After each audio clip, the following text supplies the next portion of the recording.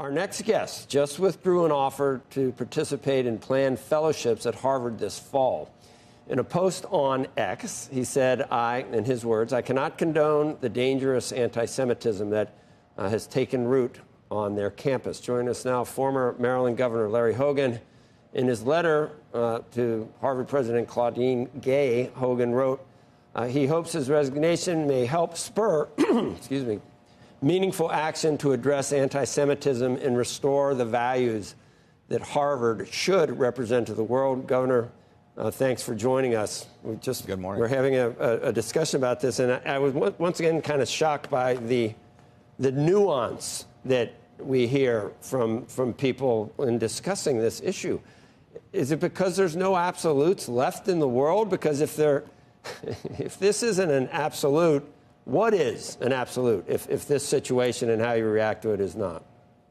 Well, yes, I think it is an absolute when you have this was the day of the attacks by the terrorists, where they were beheading babies and killing and raping innocent women and elderly people, and to not come out and forcefully say that this was wrong, and to celebrate and congratulate and cheer for the terrorist acts, I think it was pretty outrageous.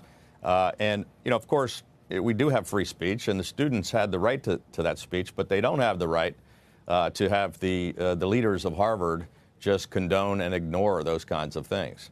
And it was hate speech, and it was threatening to other people on campus, and it's why I, decided to take the stand that I did. And what would you, if you had been president of Harvard, how would your response have been different than Claudine Gay's response?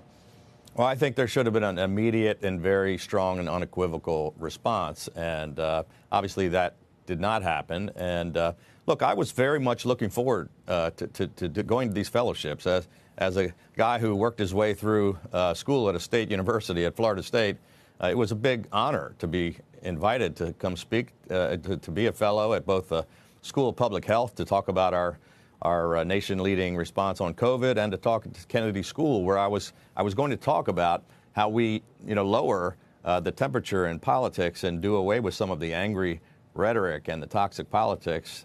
But this, I wrestled with this decision. I didn't take it lightly, but I thought it was important to take a stand and to try to make a difference and to try to maybe persuade the president of the university to take some further and stronger actions. And I'm not alone. I mean, there's been almost universal condemnation, and members, big donors to the university, and people on the board and some other faculty, and students were feeling threatened.